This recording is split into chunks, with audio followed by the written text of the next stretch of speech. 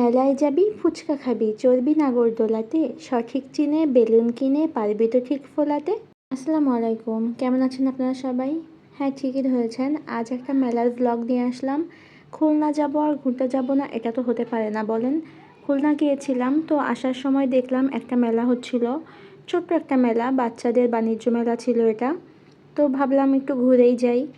ছোটবেলায় মেলা মানেই বুঝতাম বিশাল খোলা মাঠে মাটির তৈরি হাঁড়ি ঘোড়া লাল নীল চুড়ি আর কদমা বাতাসার সমাহার। মেলার কথা মনে হলেই এই ছবিগুলোই চোখে ভেসে ওঠে। কিন্তু এখনকার সময়ের মেলাগুলোতে এগুলো তো চোখেই পড়ে না, খুব কমই দেখা যায়, হয়তো বৈশাখী মেলায় কিছুটা পাওয়া যায়। এই যে অতি কাঙ্ক্ষিত একটি শখ, মেয়েদের এই সবটাতে না আসলেই হয় না। আমার যতদূর মনে হয় মেলায় আসলে আমার তো অন্তত এই সবগুলো থেকে বের হতেই মন চায় না। মনে হয় সারাক্ষণ শুধু দেখতেই থাকি আর সবগুলো আমি নিয়ে নিই। চুড়ি যদিও তেমন খুব বেশি পরা হয় না, কিন্তু চুড়ি আমার খুব পছন্দ। আমার মনে হয় সব চুড়িগুলো আমার কালেকশনের মধ্যে নিয়ে রেখে দিই। আপনাদের কার কার পছন্দ চুড়ি অবশ্যই জানাবেন কিন্তু। আর মেলায় আচার থাকবে না এটা হতেই পারে না। মেয়েদের অলংকারের পরে এই জিনিসটা সবার আগে মেলায় থাকে, আর বিশাল বিশাল স্টল দিয়ে থাকে এরা। আর এদের আচার কখনো আমার ট্রাই করা হয়নি, কিন্তু দেখতে কিন্তু খুবই লোভনীয় মনে হয় আমার কাছে।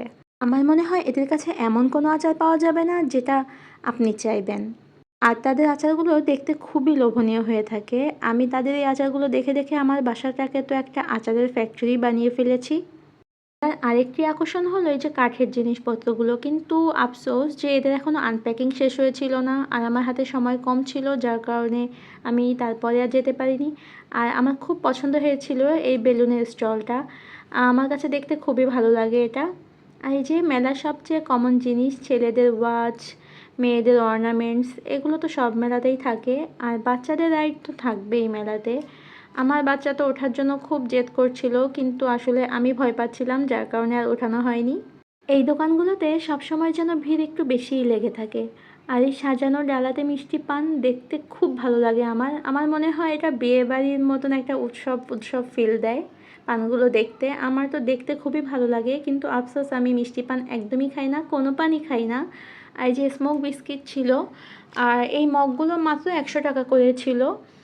মেলায় সব কিছু কমনই ছিল, কিন্তু এখনও সবগুলো সুন্দরভাবে বসে পারেনি, এখনও আনপ্যাকিং চলছিল। আর এই যে বাচ্চাদের সবগুলো, যেখানে আসলে বাচ্চারা মাথা নষ্ট করে দেয়।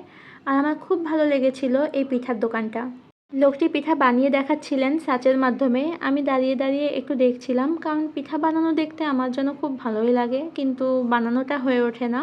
আর ছাঁচ আমার আগেই অনেকগুলো নেওয়া রয়েছে, যার কারণে আর নতুন করে নেওয়া হয়নি। লোকটা অনেকগুলা পিঠা বানাচ্ছিলেন বসে বসে।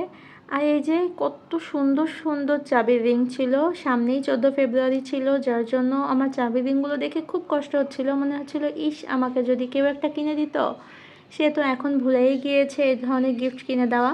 মেলার সবচেয়ে বড় একটা আকর্ষণ ছিল এই যে নাগরদোলা। আমি আসলে নাগরদোলায় আমার জীবনে হয়তো একবার কি দুবার উঠেছি, কিন্তু আমার খুবই ভয় লাগে, আর আমার মনে হয় এটা খুব রিস্কি। তবুও এটা বাংলার ঐতিহ্য, দেখতে তো আমার কাছে খুবই ভালো লাগে, আর মানুষ সব সময় ওঠে। আজকে আমার ভিডিওটা এ পর্যন্তই। জানাবেন আমার ভিডিওটা কেমন লাগলো। আল্লাহ হাফেজ।